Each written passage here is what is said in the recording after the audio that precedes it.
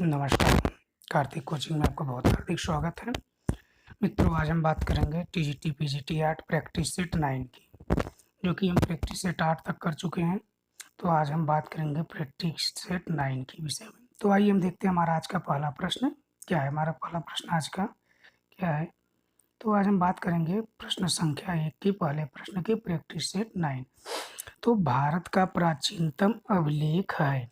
देखिए क्या कह रहा है, भारत का प्राचीनतम अभिलेख कौन सा है? तो ये है भूगज। कोई ऑप्शन ए। अगर यही पूछे प्राचीनतम स्तूप कौन सा है, तो ये कौन सा है? पिपरावा। ये क्या है? प्राचीनतम ये स्तूप है। ये प्राचीनतम स्तूप की बात करेगा तो ये पिपरावा होगा। अगर प्राचीनतम अभिलेख की बात करेगा तो भूगज को ही होगा। फिर हम बात करते हैं क्वेश्चन नंबर 2 की। रामपुरवा स्तंभ पर किस पशु की आकृति जो अब राष्ट्र भवन में स्थित है? तो रामपुरवा से आप सभी लोग जानते हैं, जो कि बैल की आकृति मिलती है। Option number B. Option number B. फिर हम बात करते हैं क्वेश्चन नंबर 3 की। मौर्यकालीन तथा भारतीय मूर्ति कला का श्रेष्ठ उदाहरण है। क्या कह रहा है? मौर्यकालीन तथा भारतीय मूर्ति कला का सर्वश्रेष्ठ उदाहरण है। तो ये कौन सा है? आपका अशोक स्तंभ है। कौन सा है? ये अशोक स्तंभ है।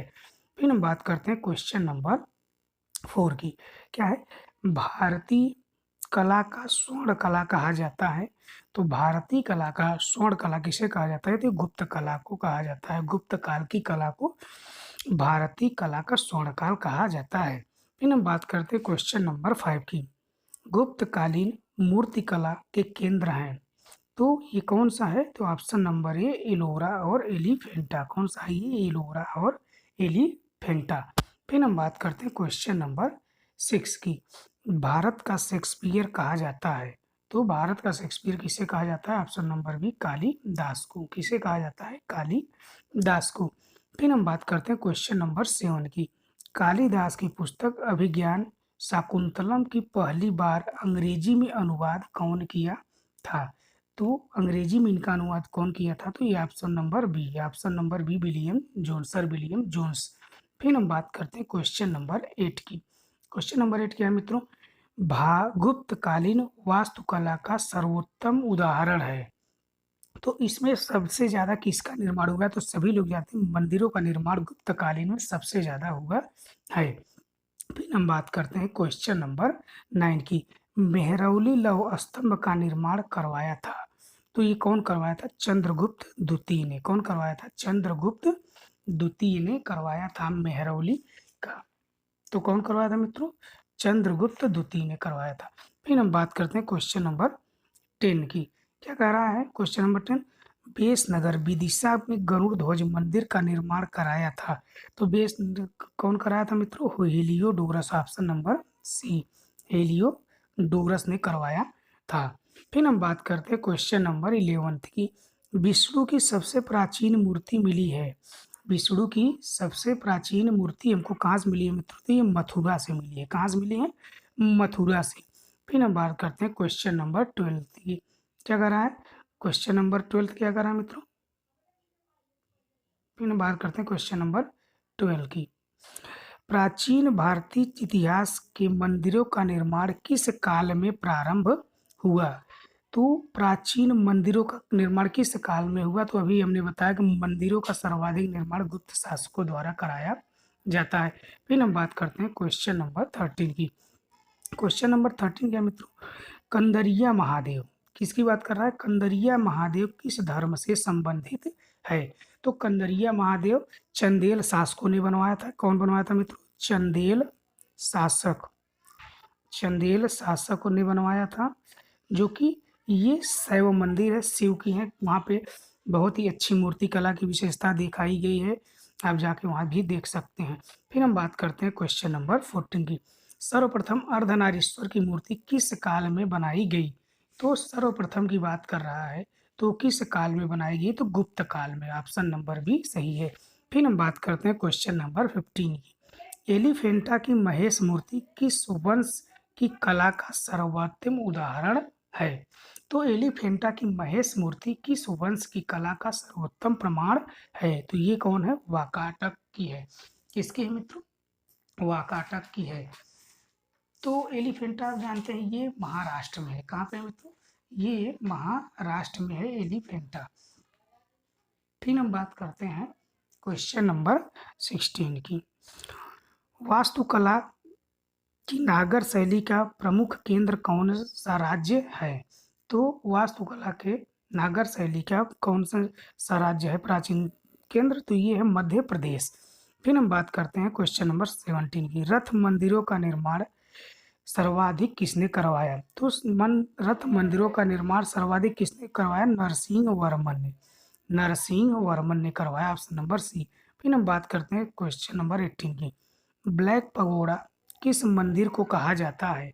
तो सभी लोग जानते हैं कोणार्क मंदिर को कहा जाता है। किसे कहा जाता है? कोणार्क मंदिर को कहा जाता है। फिर हम बात करते हैं क्वेश्चन नंबर 19। गोपुरम या आंगन का मुख्य द्वार किस शैली की प्रमुख विशेषता है? गोपुरम या आंगन का मुख्य द्वार किस शैली की प्रमुख विशेषता है? तो किस शैली की ये प्रमुख विशेषता है मित्रों? ये द्रविड़ शैली की। किसकी? द्रविड़ शैली की प्रमुख विशेषता है ये। फिर हम बात करते हैं क्वेश्चन नंबर 20 की। क्या कह रहा है? खजुराहो के मंदिरों का निर्माण किन शासकों ने करवाया? तो अभी जस्ट बताया हमने, चंदेल ने। किसने करवाया था मित्रों? चंदेल शासकों ने करवाया था। फिर हम बात करते हैं क्वेश्चन नंबर 21 की। जगन्नाथ मंदिर किस राज्य में स्थित है? जगन्नाथ मंदिर किस राज्य में स्थित है? तो ये ऑप्शन नंबर सी उड़ीसा में है। फिर हम बात करते हैं क्वेश्चन नंबर 22 की। दिलवाड़ा मंदिर किस धर्म से संबंधित है? तो दिलवाड़ा मंदिर किस धर्म से संबंधित है? ये जैन धर्म से संबंधित है, दिलवाड़ा राजस्थान में। फिर हम बात करते हैं 23 की। भारतीय मंदिरों का निर्माण की शैली है? तो भारतीय मंदिरों के निर्माण की शैली नागर भी है, बेसर भी है, द्रविड़ भी है। इसमें सही ऑप्शन है उपयुक्त सभी। इसका सही ऑप्शन है उपयुक्त सभी। फिर हम बात करते हैं क्वेश्चन नंबर 24 की। देखिए 24 क्या कह रहे हैं? पल्लव रथों में सबसे प्रसिद्ध रथ कौन सा है? तो सबसे प्रसिद्ध रथ देखिए मित्रों ये धर्मराज रथ है, कंफ्यूज मत होइएगा। कुछ लोग कमेंट करेंगे सर ये क्वेश्चन गलत है, आप पहले समझिए। पल्लव रथों में सबसे प्रसिद्ध रथ कौन सा है? तो ये धर्म। अगर सबसे छोटा पूछा जाएगा तब सब ये छोटा है मित्रों। ये क्या है? छोटा है, सबसे छोटा द्रौपदी रथ है। फिर हम बात करते हैं क्वेश्चन नंबर 25 की। 25 क्या है मित्रों? कोणार्क के रथ मंदिर में कितने अश्व घोड़े हैं? तो कितने हैं मित्रों? ये 7 हैं। कितने हैं? 7 हैं। फिर हम बात करते हैं क्वेश्चन नंबर 26 की। नटराज की मूर्ति किस काल की सर्वोत्तम रचना है? नटराज की मूर्ति किस काल की सर्वोत्तम रचना है? तो ये चोल। इसके मित्रों ये चोल 26 का ऑप्शन नंबर ए सही है। फिर हम बात करते हैं 27 की। सबसे बड़ा हिंदू मंदिर कहाँ स्थित है?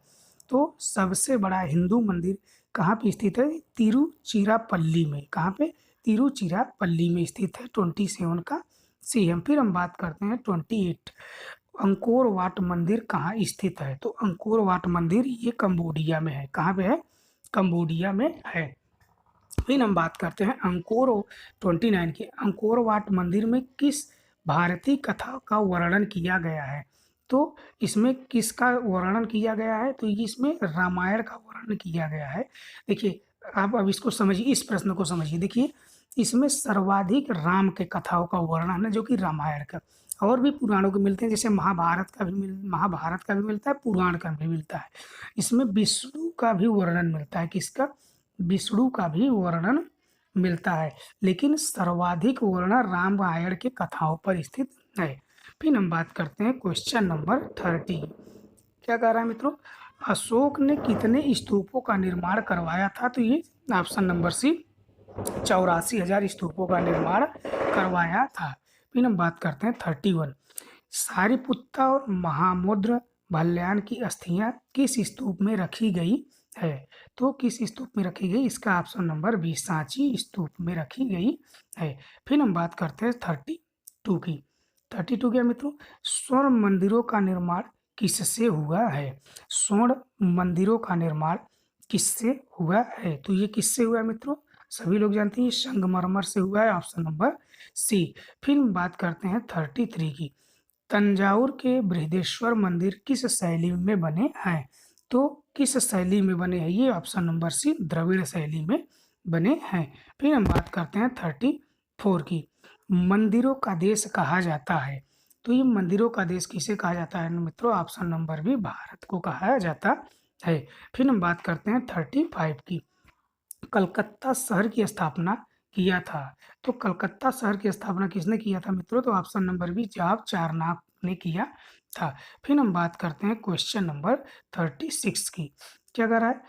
काली घाट पेंटिंग पुस्तक के लेखक हैं। काली घाट पेंटिंग पुस्तक के लेखक हैं। तो ये कौन है मित्रों? काली घाट पुस्तक के लेखक कौन है? ये हैं आप WG आर्चर। कौन है मित्रों? ये WG आर्चर हैं। ऑप्शन नंबर इसका सी सही है। क्या है? ऑप्शन नंबर सी सही है, WG आर्चर। फिर हम बात करते हैं क्वेश्चन नंबर 37 की। 37 क्या कर रहा है मित्र? काली घाट की बात हो रही है।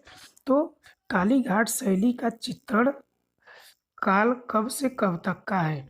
तो काली घाट शैली का चित्रण काल जो है मित्रों 1800 से 1930 तक। कब से? 1800 से 1930 तक है। तो काली घाट के विषय में बात करते हैं। देखिए, काली घाट कला को दो रूप हैं। क्या है मित्रों? दो रूप हैं। एक प्रतिदिन के प्रयोग से संबंधित है और दूसरा उत्सव से संबंधित है। देखिए, बंगाल के दो पटचित्र का संबंध प्रथम प्रकार से है। जो लोक कला है वो बंगाल के पटचित्र से है और इसे पटुआ कला के नाम से जाना जाता है। ठीक, इसका सही ऑप्शन ए है। इसे पटुआ कला के नाम से जाना जाता है। और हमने अभी आपको बताया कलकत्ता शहर की स्थापना जवाहर चारनाक ने किया था। तो 1690 ईस्ट इंडिया कंपनी के ये अधिकारी थे। क्या थे मित्रों? ये ईस्ट इंडिया कंपनी के एक अधिकारी थे। फिर हम बात करते हैं काली घाट शैली किस लिए प्रसिद्ध है मित्रों? तो ये यहाँ पे उस समय बंगाल में काली की लोग आराधना करते थे, काली के चित्र बनाते थे। उसी की पेंटिंग है जो कि काली घाट शैली के नाम से जानी जाती है। फिर हम बात करते हैं क्वेश्चन नंबर 38 की। 38 क्या है मित्रों? काली घाट या बाजार शैली। काली घाट या बाजार शैली का प्रचलन कहाँ हुआ था? देखिए, अभी हमने बताई काली मंदिर है, कहाँ? काली मंदिरों में हुआ था। फिर बात करते हैं क्वेश्चन नंबर 39 की। क्या कर रहा है मित्रों? काली घाट के पट चित्रों को बाजार शैली नाम दिया। तो ये किसने नाम दिया था मित्रों? इसका सही ऑप्शन है option number D, WG Archer ने नाम दिया था। फिर हम बात करते हैं क्वेश्चन नंबर 14 की। क्या कह रहा है? अभ्यास संगीत का अभ्यास करती महिला किस शैली की है? ठीक, संगीत का अभ्यास करती हुई महिला किस शैली की है? तो ये option number B Kali Ghat शैली के हैं। तो आइए हम काली घाट शैली के कुछ चित्रों की हम बात करते हैं। जैसे कि काली के विविध रूपों की, ठीक, राधा कृष्ण की युगल छवि, फिर सती का शव ले जाते शिव, श्री कृष्ण को गोद में लेकर दूध दूहती यशोदा, अर्धनारीश्वर। देखिए, बंग और इसके अतिरिक्त भी कई चित्र यहाँ पे बने हैं। जैसे श्यामकांत बनर्जी के तंत्र योग, वैष्णव पर हास्य व्यंग, तारकेश्वर स्कैंडल, पान चबाते हुए, मदिरा पान करते हुए, वैष्णव का मनमुटाव, झगड़ा, बंगाल युवतियों के श्रृंगार, फिर फिर क्या है? चुंबन व आलिंगन के कामों के दृश्य हैं। फिर हम बात करते हैं क्वेश्चन नंबर 41 की। जो इनके प्रमुख चित्र थे वो आपको हमने बता दिए। फिर हम बात करते हैं काली घाट के चित्रों की किस विदेशी तकनीक का मिश्रण है? तो इस पे किस विदेशी तकनीक का मिश्रण है मित्रों? तो इस पे यूरोपी तकनीकी का मिश्रण है। किस पे? यूरोपी तकनीकी का मिश्रण है, क्योंकि यूरोपी तकनीकी का मिश्रण है। फिर हम बात करेंगे क्वेश्चन नंबर 42 की। काली घाट के मुख्य चित्रकार थे। काली घाट शैली के मुख्य चित्रकार थे। तो ये कौन थे मित्रों? Option number C NC Ghosh और KC घोष। कौन थे? NC घोष और KC घोष। अन्य कौन थे मित्रों? जैसे अन्य चित्रकार भी थे इसमें, जैसे नील मणिदास, नील मणिदास और कौन थे मित्रों? गोपाल दास। कौन थे? गोपाल दास। गोपाल दास, फिर पाल तथा बैरागी थे। फिर हम बात करते हैं क्वेश्चन नंबर 43 की। श्रीनाथ जी का मंदिर स्थित है। श्रीनाथ जी का मंदिर स्थित है मित्रों जी, ये है ऑप्शन नंबर है नाथ द्वार पे। फिर हम बात करते हैं क्वेश्चन नंबर 44 की। मैसूर कला को क्या करा है मित्रों? मैसूर चित्रकला को किस राजा ने संरक्षण दिया था? तो मैसूर चित्रकला को किस राजा ने संरक्षण दिया था? तो इसका कृष्णराज बोड़ियार। कौन सा? कृष्णराज बोड़ियार। फिर हम बात करते हैं क्वेश्चन 45 की। तंजौर चित्रकला शैली में किस देवता का चित्रण अधिक हुआ है? तो किस देवता का चित्रण सर्वाधिक हुआ है मित्रों? तो इसमें श्री कृष्ण का चित्रण सर्वाधिक हुआ है, क्योंकि तंजौर शैली में कृष्ण जो कि प्रिय विषय रहे हैं। क्या रहा है मित्रों? प्रिय विषय रहे हैं, जो कि कृष्ण के जीवन की घटनाएं इनका प्रिय विषय रहा है।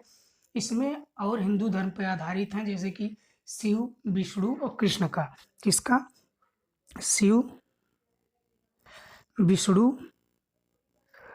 और कृष्ण का चित्रण हुआ है। देखिए, भगवान विष्णु उनके दशावतारों का चित्रण भी हुआ है। कहाँ पे हुआ है मित्रों? तंजौर शैली में ही हुआ है। किस रंग में हुआ? तो हरे रंग में हुआ है।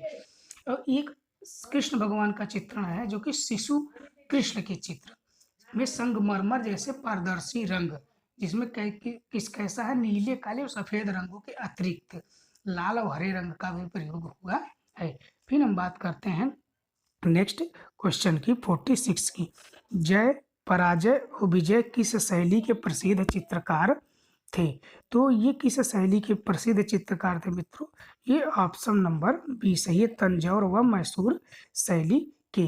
तंजौर शैली के एक और चित्रकार थे सी कोडिया राजू।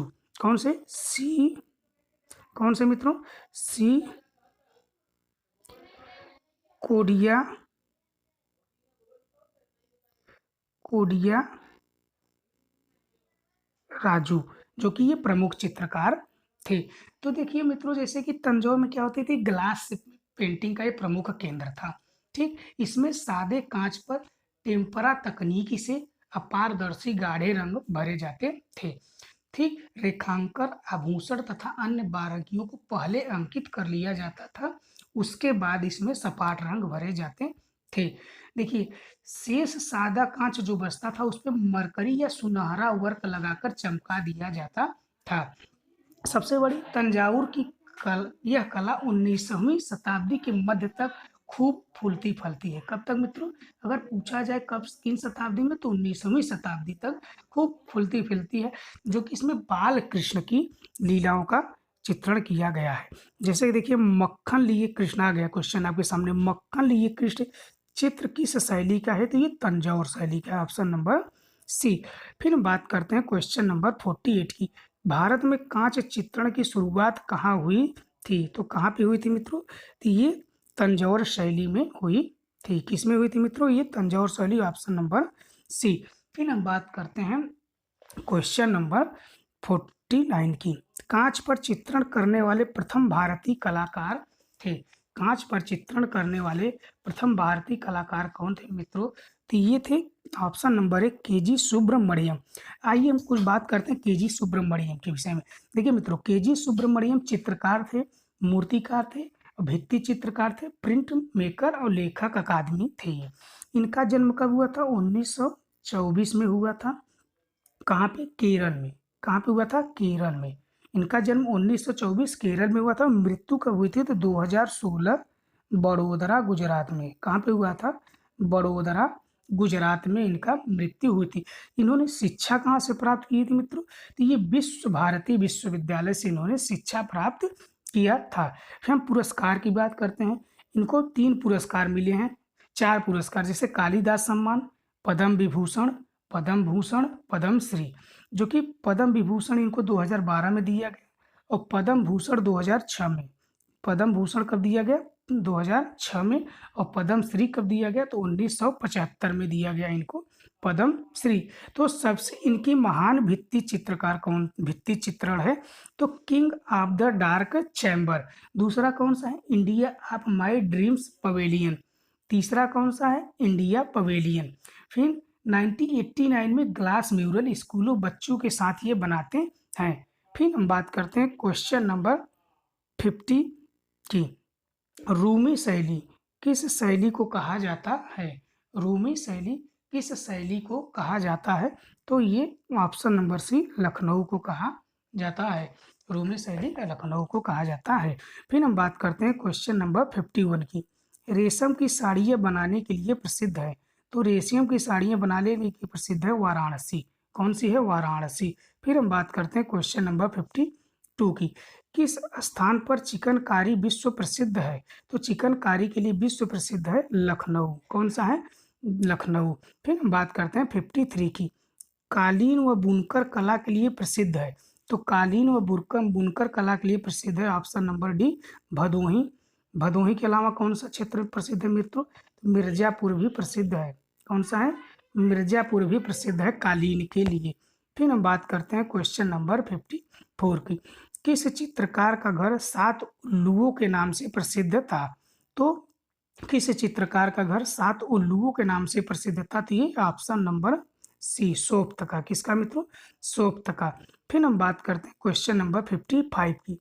दरबार साहब का चित्र बनाया था। तो दरबार साहब का चित्र किसने बनाया था मित्रों? तो ये ऑप्शन नंबर बी, सोप्त ने ही बनाया था। फिर हम बात करते हैं क्वेश्चन नंबर 56 की। सोप्त ने किस मुगल शासक का चित्र बनाया था? तो सोप्त ने किस मुगल शासक का चित्र बनाया था? तो ऑप्शन नंबर सी, बहादुर शाह का। किसका मित्रों? बहादुर शाह का। फिर हम बात करते हैं क्वेश्चन नंबर 57 की। अंग्रेजी शासन के कारण किस नवीन शैली का जन्म हुआ? तो किस नवीन शैली का जन्म होता है मित्रों? तो ये कंपनी शैली का जन्म होता है। कंपनी शैली का जन्म के जैसे यूरोपीय कंपनी शैली में यूरोपीय प्लस भारतीय। कौन सा? यूरोपीय प्लस भारतीय, ये है कंपनी शैली। फिर हम बात करते हैं क्वेश्चन नंबर 58 की। क्या कर रहा है? कंपनी शैली के चित्र किस पर बनाए जाते थे? तो कंपनी शैली के चित्र किस पे बनाए जाते थे मित्रों? तो ये बनाए जाते थे ऑप्शन नंबर सी, हाथी दांत, कागज व हाथी के दांतों पर बनाए जाते थे। तो जैसे कंपनी शैली के विषय में थोड़ी बहुत हम बात करते हैं। देखिए, कंपनी शैली इंग्लैंड की ईस्ट इंडिया कंपनी की स्थापना कब होती है मित्रों? तो सभी लोग 1600 में ईस्ट इंडिया कंपनी की स्थापना होती है। धीरे धीरे इस कंपनी ने भारत पर राजनैतिक सत्ता स्थापित शुरू कर दिया था। कब? ये धीरे धीरे ईस्ट इंडिया कंपनी ने भारत में राजनीतिक सत्ता स्थापित करना शुरू कर दिया था। फिर परिस्थितियों का लाभ कब उठाते हैं ये इंग्लैंड के शासक? 1857 में कंपनी के शासन के स्थान पर इंग्लैंड की सीधी सत्ता स्थापित कर ली जाती है और देश गुलाम हो गया। कब? 1857 की जब क्रांति होती है तो 1858 से जो कि ताज का शासन शुरू हो जाता है भारत में। 1857 की क्रांति के बाद 1858 में ताज का शासन शुरू होता है।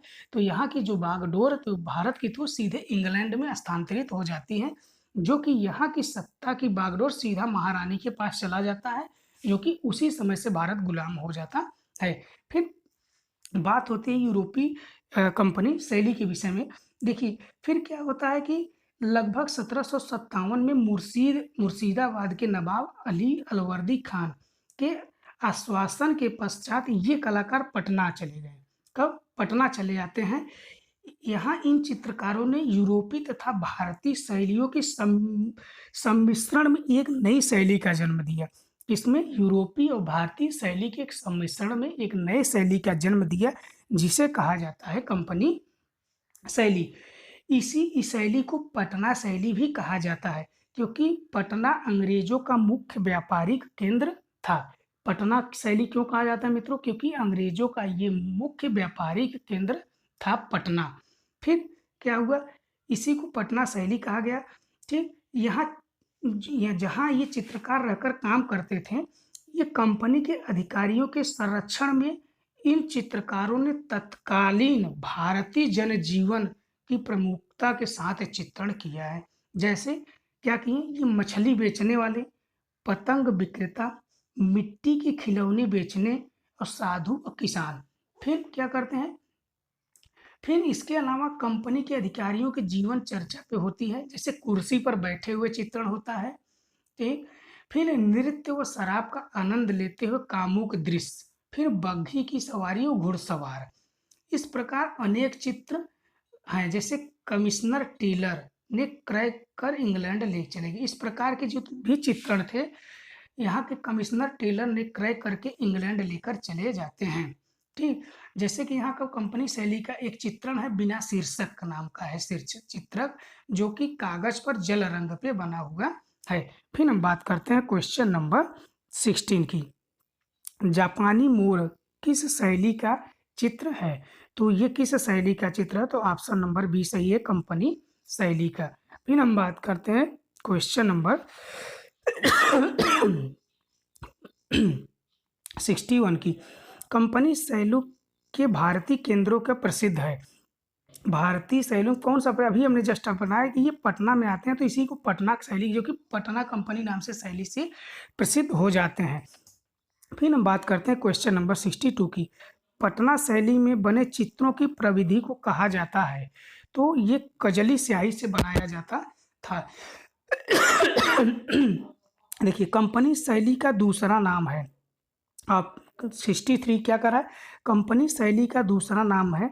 तो क्या नाम है मित्रों? ये ऑप्शन नंबर बी, पटना शैली।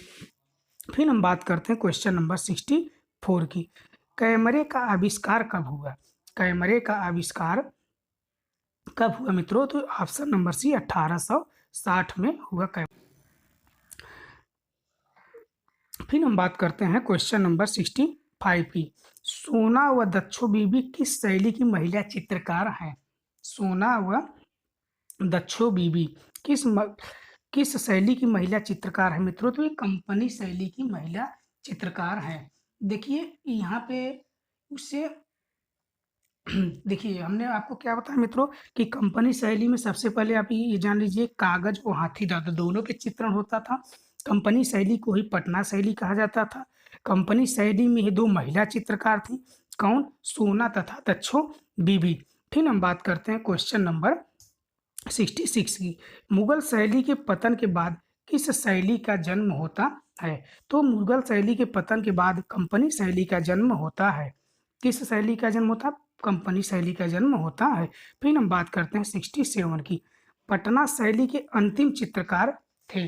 तो पटना शैली के अंतिम चित्रकार कौन थे मित्रों?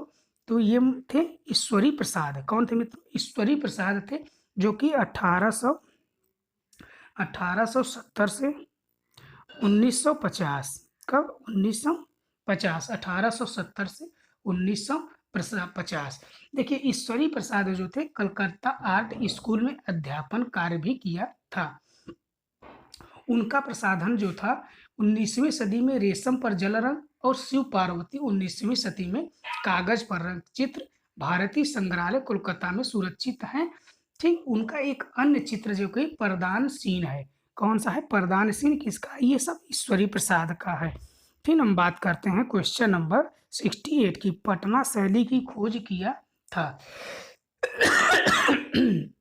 तो पटना शैली की खोज किसने किया था? 46 का ऑप्शन नंबर सी, पीसी मानक ने कब किया था? तो 1943 में किया था। फिर हम बात करते हैं क्वेश्चन नंबर 69 की। क्वेश्चन नंबर 69 की। त्रावणकोर के राजा ने रवि वर्मा को किस उपाधि से सम्मानित किया था? तो किस उपाधि से सम्मानित किया था मित्रों? तो ये वीर श्रृंगाल उपाधि से सम्मानित किया था। फिर हम बात करते हैं क्वेश्चन नंबर 70। तैल चित्रण में कार्य करने वाले प्रथम भारतीय कलाकार थे। तो ये सभी लोग जानते हैं, राजा रवि वर्मा थे। फिर हम बात करते हैं क्वेश्चन नंबर 71 की। यूरोपीय शैली से प्रभावित परंतु भारतीय विषयों को आधार मानकर किसने कार्य किया था? तो ये यूरोपीय शैली से तो प्रभावित थे, लेकिन इन्होंने जब चित्रण का कार्य शुरू किया तो ये भारतीय विषयों का चित्रण कार्य शुरू करते हैं। तो ये ऑप्शन नंबर सी, राजा रवि वर्मा थे। कौन थे मित्रों? राजा रवि वर्मा, इनका जो प्रसिद्ध चित्रण है सती का देह त्याग। फिर हम बात करते हैं क्वेश्चन नंबर 72 की।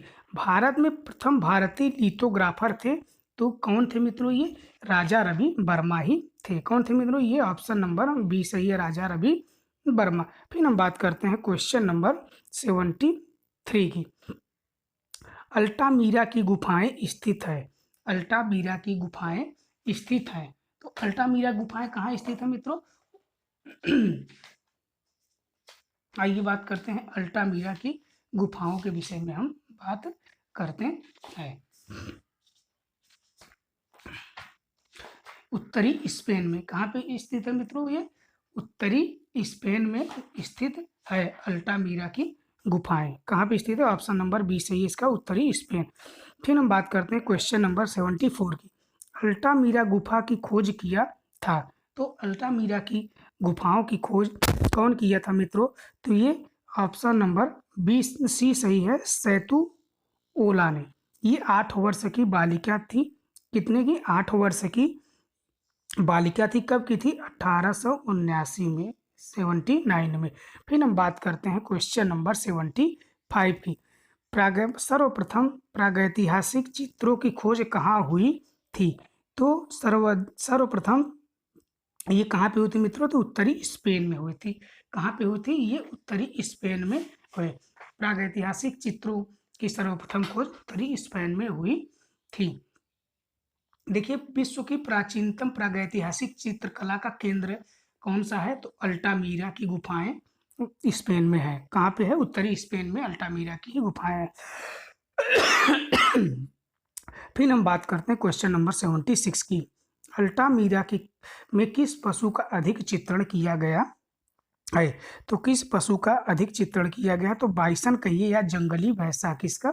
जंगली भैंसा का सर्वाधिक चित्रण हुआ है। फिर हम बात करते हैं क्वेश्चन नंबर 77 की।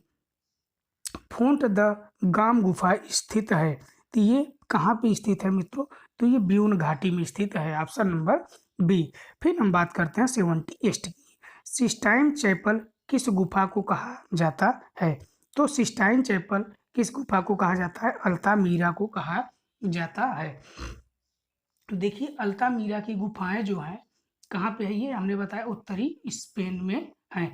देखिए, अल्तामीरा की गुफाएं में जो है ये अंगुलियों की बनाई गई रेखा मिलती है। किसमें? अंगुलियों की बनाई हुई रेखा मिलती है। फिर हम बात करते हैं कि नेक्स्ट क्वेश्चन की। नेक्स्ट क्वेश्चन क्या है मित्रों? ऑप्शन नंबर 79 का। अल्तामीरा गुफा के चित्रों का विषय है।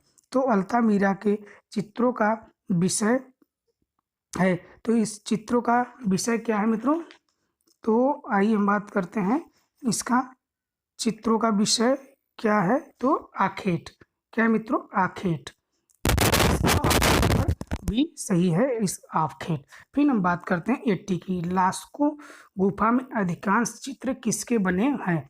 लास्को गुफा में अधिकांश चित्र किसके बने हैं? तो वृषभ, बैल के चित्र सर्वाधिक बने हैं। फिर हम बात करते हैं क्वेश्चन नंबर 81 की। क्या कर रहा है 81? वृषभों वाला कच्छ किस गुफा को कहा जाता है? तो वृषभों वाला कच्छ किस गुफा को कहा जाता है? तो ये लास्को को कहा जाता है। फिर हम बात करते हैं क्वेश्चन नंबर 82 की। लास्को का प्रसिद्ध चित्र तैरते हुए हिरन की लंबाई है। तैरते हुए हिरन की लंबाई है तो 82 का है 16 फुट 6 इंच है। क्या मित्रों? 16 फुट 6 इंच है। फिर हम बात करते हैं 83 की। शरीर के मध्य लाल रंग के बिंदु वाला हाथी गुफा अंकित है। तो किसमें है मित्रों? ये पिंडाल में है, ऑप्शन नंबर सी, पिंडाल गुफा में है। फिर हम बात करते हैं क्वेश्चन नंबर 84 की। रीछ मानव का चित्र किस गुफा से मिला है? रीछ मानव का चित्र किस गुफा से मिला है? तो ऑप्शन नंबर बी, त्राय फेयर्स। यहाँ से त्राय फेयर से मिला है। फिर हम बात करते हैं क्वेश्चन नंबर 85 की। 3 भाइयों की गुफा के नाम से कौन सी गुफा जानी जाती है, प्रसिद्ध है? तो ये ऑप्शन नंबर डी, त्राय फेयर्स गुफा को 3 भाइयों की गुफा के नाम से जाने जाती है। फिर हम बात करते हैं क्वेश्चन नंबर 86 की। नोयर कच्छ किस गुफा में स्थित है? तो किस गुफा में स्थित है मित्रों? तो आइए हम बात करते हैं, ये नियाऊ किस गुफा में स्थित है, तो ऑप्शन नंबर बी सही है, नियाऊ। फिर बात करते हैं क्वेश्चन नंबर 87 की। ला कम्बरेली गुफा में चित्रों की संख्या है, तो ला कम्बरेली गुफा में चित्रों की संख्या कितने मित्रों, तो 300 चित्रों की संख्या है। कितने मित्रों, 300 है। फिर हम बात करते हैं क्वेश्चन नंबर 88 की। 88 क्या कह रहा है, हाथ के पंजों के सर्वाधिक हाथ के पंजों के सर्वाधिक चित्र किस गुफा में मिले हैं, तो किस गुफा में मिले हैं मित्रों, तो गरगास में। किसमें, गरगास में। फिर हम बात करते हैं क्वेश्चन नंबर 89 की। मृतकों की पुस्तक बुक ऑफ डेड मिली है, तो ये कहाँ से मिली है मित्रों, तो ये ऑप्शन नंबर सी, मिस्र से। कहाँ से, ऑप्शन नंबर सी, मिस्र से। देखिए मिस्र को नील नदी का उपहार कहा जाता है, ठीक, नील नदी का उपहार कहा जाता है मिस्र को ही। फिर बात होती है कि अमृत की कला किस देश की प्राचीन कला है, तो ये मिस्र की है। कहाँ की है, मिस्र की है। फिर बात होती है तूतन खामन की समाधि कहाँ स्थित है, तो राजाओं की घाटी, देखिए वैली ऑफ द किंग मिस्र में है, ठीक। फिर हम बात करते हैं क्वेश्चन नंबर 90 की। नील नदी की सभ्यता संबंधित है, तो अभी हमने बताया मिस्र से, ऑप्शन नंबर बी। फिर हम बात करते हैं 91 की। 91 क्या है, विश्व विख्यात स्फिंक्स की मूर्ति कहाँ पे है, विश्व विख्यात स्फिंक्स की मूर्ति कहाँ पे है, तो ये मिस्र में है, ऑप्शन नंबर बी, मिस्र में है। कहाँ पे है, ये मिस्र में है। स्फिंक्स क्या है मित्रों, तो ये वास्तु मूर्ति है। क्या है ये, वास्तु मूर्ति है। फिर हम बात करते हैं क्वेश्चन नंबर 92 की। पिरामिडों का देश कहा जाता है, तो पिरामिडों का देश किसे कहा जाता है मित्रों, ऑप्शन नंबर डी, मिस्र को ही पिरामिडों का देश कहा जाता है। फिर हम बात करते हैं क्वेश्चन नंबर 93 की। मिस्र में हमूद कहा जाता था, मिस्र में हमूद किसे कहा जाता था मित्रों, ये कारीगरों को कहा जाता था। किसे कहा जाता था मित्रों, ये कारीगरों को कहा जाता था। फिर हम बात करते हैं क्वेश्चन नंबर 94 की। हेरोडोटस कौन था, तो हेरोडोटस एक इतिहासकार था। कौन सा मित्रों, ऑप्शन नंबर सी, इतिहासकार था। फिर हम बात करते हैं 95 की। मिस्र के प्राचीनतम चित्र कहाँ अंकित हैं, मिस्र के प्राचीनतम चित्र कहाँ पे स्थित है मित्रों, तो तटवर्ती चट्टानों पर स्थित है। कहाँ पे स्थित है, मिस्र चट्टानों पर स्थित है। फिर हम बात करते हैं 96 की। मिस्र का कौन सा राजा पिरामिड 7 आश्चर्यों में शामिल है, मिस्र का कौन सा पिरामिड 7 आश्चर्यों में शामिल है, तो कौन सा 7 आश्चर्यों में शामिल है मित्रों, तो ये गीजा। कौन सा है, ये गीजा। फिर हम बात करते हैं क्वेश्चन नंबर 97 का। मिस्र के प्राचीनतम शासक क्या कहलाते थे, मिस्र के प्राचीनतम शासक क्या कहलाते थे मित्रों, तो इसका ऑप्शन नंबर डी सही है, फरोह। फारोह क्या कहा जाता था, तो इनको फारोह कहा जाता था। फिर हम बात करते हैं 98 की। विश्व में सबसे अधिक कला कहाँ पाई जाती है, तो विश्व में सबसे अधिक कला कहाँ पाई जाती है मित्रों, तो ऑप्शन नंबर बी, मिस्र में पाई जाती है। फिर हम बात करते हैं कि 99 की। नफरतीति क्या है, नफरतीति क्या है मित्रों, तो ये देखिए नफरतीति एक चित्र है। क्या है ये, नफरतीति एक चित्र है। तो नफरतीति कौन था मित्रों, आप लोग अभी हमने बताया कि ये मिस्र की रानी थी। कौन थी मिस्र, ये मिस्र की रानी थी। इन्हीं का जो चित्रण है नेफरतीति कहा जाता है, ठीक, नेफरतीति कहा जाता है इन्हीं के चित्रण को। फिर हम बात करते हैं क्वेश्चन नंबर 100 की। रोजोटा स्टोन कहाँ से प्राप्त हुआ था, तो ये कहाँ से प्राप्त होता है मित्रों, तो ऑप्शन नंबर सी, मिस्र से। फिर हम बात करते हैं क्वेश्चन नंबर 101 की। जिगुरात क्या है, तो जिगुरात क्या है मित्रों, तो ये भवन है, ऑप्शन नंबर सी, भवन। देखिए भवन में क्या है, ये पूजा गृह है।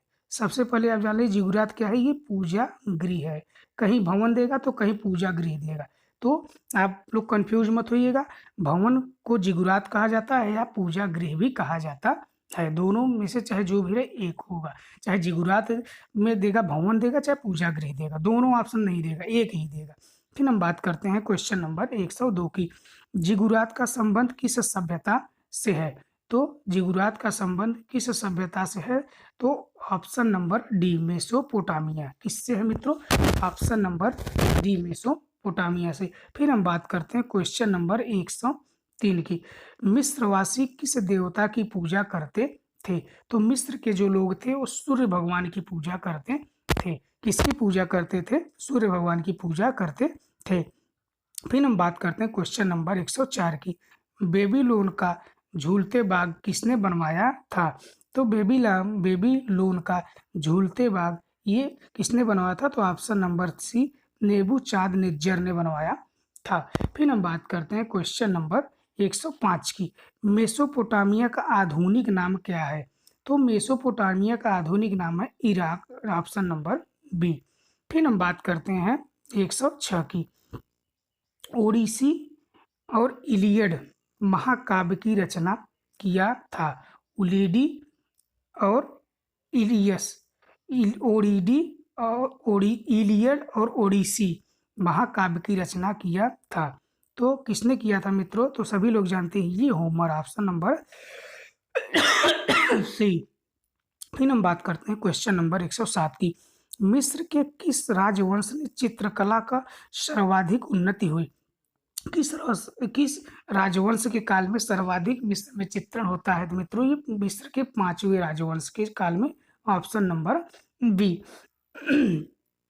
फिर हम बात करते हैं क्वेश्चन नंबर 108 की। किसके काल को पिरामिडों का युग कहा जाता है? किसके काल को पिरामिडों का युग कहा जाता है? तो ये ऑप्शन नंबर सी सही है, जोसर के काल को। फिर हम बात करते हैं क्वेश्चन नंबर 109 की। मस्तबा क्या है? मस्तबा कहा गया है। तो मस्तबा किसे कहा जाता है मित्रों? ये समाधि स्थल को मस्तबा कहा जाता है। फिर हम बात करते हैं क्वेश्चन नंबर 110 की। लेखन कला का विकास किस जगह हुआ? लेखन कला का विकास किस जगह होता है? तो ऑप्शन नंबर सी मिस्र में होता है।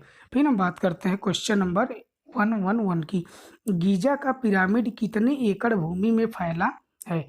गीजा के पिरामिड कितने एकड़ भूमि में फैला है? तो ये 13 एकड़ भूमि में फैला है। फिर हम बात करते हैं क्वेश्चन नंबर 1112 की। क्या करा है? सुमेरियन किस कला का प्रवीण है? सुमेरियन किस कला में प्रवीण था? तो ये वास्तुकला में प्रवीण था, ऑप्शन नंबर डी। किसमें? वास्तुकला में प्रवीण था। फिर हम बात करते हैं क्वेश्चन नंबर 113 की। अंत्येष्टि संस्कारों की कला कही जाती है, तो किसे कहा जाता है? मिस्र को कहा जाता है। फिर हम बात करते हैं क्वेश्चन नंबर 114 की। ईसाई धर्म के सर्वप्रथम चित्र किन गुफाओं की भित्ति चित्रों पर मिलते हैं?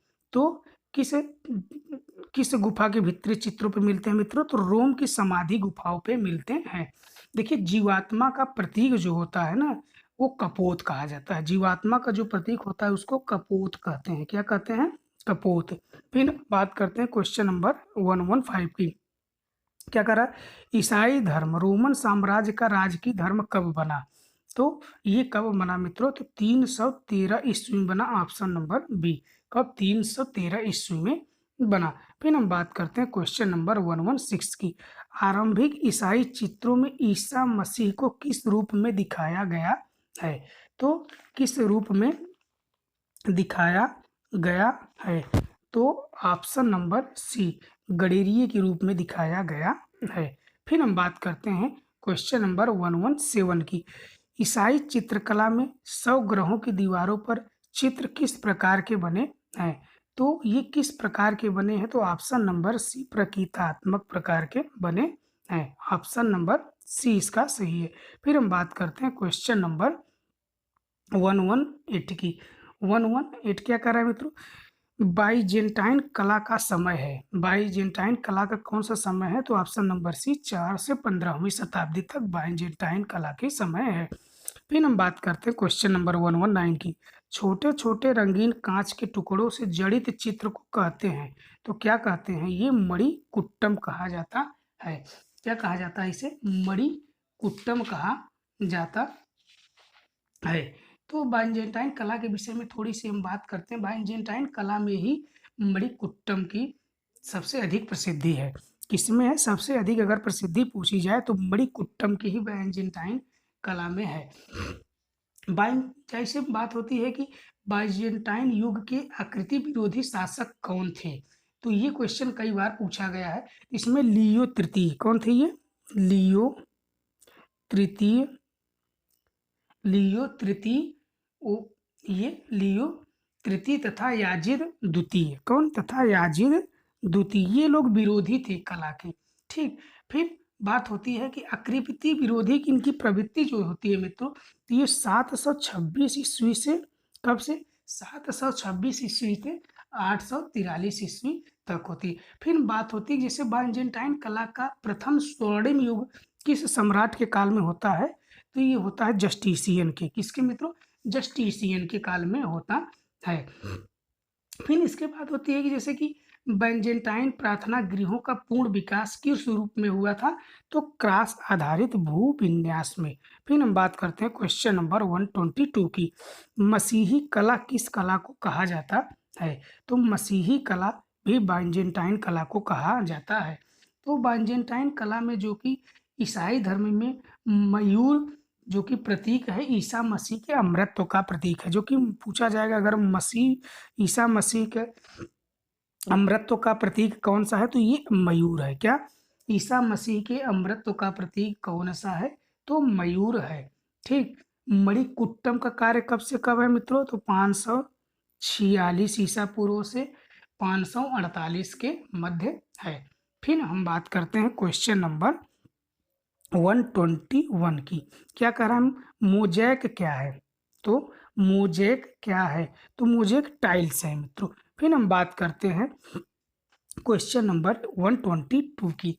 बाइजेंटाइन पैनल चित्रों का आरंभ कब से कब है, तो ये 5वीं से 6ठी सदी ईसा पूर्व है। फिर हम बात करते हैं क्वेश्चन नंबर 123 की। रोमनेस कला किस शताब्दी में फली फूली? देखिए, अब रोमनस कला की बात कर रहा है तो सबसे पहले आप जान लीजिए रोमनस कला का प्रमुख केंद्र कौन सा था, तो ये फ्रांस था। कौन था मित्रों? फ्रांस था रोमनस कला का प्रमुख केंद्र। देखिए यहाँ पे रोमनस कला में मार्गन लिव स्टेचर बाइबिल डेविड के जीवन का एक दृश्य है। कब बना था ये, तो 1160 से 1175 में। देखिए, फ्रांस के 11वीं शताब्दी के पुनरुत्थान काल को क्या कहते हैं, तो ये 11वीं शताब्दी के पुनरुत्थान काल को क्या कहा जाता है, तो ये कहा जाता है रोमनस्य कला। तो इसका सही ऑप्शन होगा 11वीं और 12वीं शताब्दी। फिर देखिए, रोमनस्य में जो भित्ति चित्रण की पद्धति है उसमें क्या है मित्रों, तो उसको कहते हैं रेपिड, क्या कहते हैं, रेपिड फ्रेस्को। क्या कहा जाता है? Rapid fresco. देखिए, रोमनस्य कला का सिस्टन चैपल किसे कहते हैं, ये क्वेश्चन पूछा जाता है। देखिए क्वेश्चन नीचे भी है कि रोमनस्य कला का सिस्टन चैपल किसे कहते हैं, तो किसे कहते हैं? पोइतु के बेनेडिक्टाइन चर्च को। तो ऑप्शन नंबर इसका ए सही है। फिर हम बात करते हैं क्वेश्चन नंबर 125 की। क्या कर रहा है कि 125 क्या कर रहा है मित्रों, कि ये रोमनस्य कला युक्त है। देखिए, रोमनस्य कला जो युक्त है तो ये नैतिक से भी है, धार्मिक से भी है, सैद्धांतिक से है। तो इसका सही ऑप्शन होगा उपयुक्त सभी, ऑप्शन नंबर डी। देखिए, रोमनस्य कला का जो महत्वपूर्ण है तो द्वार तोरण है। क्या है? द्वार तोरण है, जो कि तोरण के अलावा रोमनस्य कला में मूर्त वास्तुकला फिर मूर्ति कला का भी प्रयोग होता है। इस कला में मानव कृतियां, पशु पक्षियों, वनस्पतियों आकृतियों तथा मिथकी जीवों व अलंकृत आकृतियों के भवनों के स्थानों को अलंकृत किया गया है। तो रोमनस्य कला के विषय में जितनी जानकारी जहाँ से प्रश्न पूछा जा सकता था हमने सारे प्रश्न को आपको करा दी। फिर हम बात करेंगे नेक्स्ट प्रैक्टिस सेट में, प्रैक्टिस सेट संख्या जो कि 10 होगा, उसमें हम हड़प्पा से बात करेंगे। दोस्तों, अगर ये वीडियो आपको अच्छी लगे तो चैनल को सब्सक्राइब और वीडियो को लाइक ज़रूर करिएगा। और हाँ, एक बात और ध्यान से सुनिए, जो मित्र बंधु ये कमेंट करते हैं कि इसका क्वेश्चन नंबर, इसका ये आंसर गलत है, तो आप तथ्य के साथ आप हमें बताइए क्वेश्चन नंबर कौन सा है जिसका उत्तर आपको गलत लग रहा है, तथ्य के साथ। जैसे कि कल किसी ने हमें पोस्ट किया था कि कला कला के विषय में बात किए थे, तो जो कि कला का अभिव्यक्ति क्वेश्चन नंबर 51 के विषय में बात कर रहे थे। तो भारतीय चित्रकला की विशेषता की बात होती है, तो देखिए भारतीय चित्रकला की जो विशेषता होती है वो विचारों की अभिव्यक्ति होती है। क्या होती है? विचारों की अभिव्यक्ति होती है। भारतीय चित्रकला की जो विशेषता है वो विचारों की अभिव्यक्ति है मित्रों। उसमें एक लोगों ने कहा कि ये गलत है, जो कि हमने तथ्य के साथ आपको भेज दिया था, जो कि हमारे टेलीग्राम चैनल है, कार्तिक कोचिंग के ही नाम से टेलीग्राम हमारा चैनल है। तो हमने उस पे साक्ष्य डाल दिया था, आप उसको देख लीजिए। जिसको लग रहा हो गलत हो, जो क्वेश्चन आपको डाउट लगे आप निसंदेह कमेंट करिए, लेकिन तथ्य के साथ कमेंट करिए। ठीक, धन्यवाद।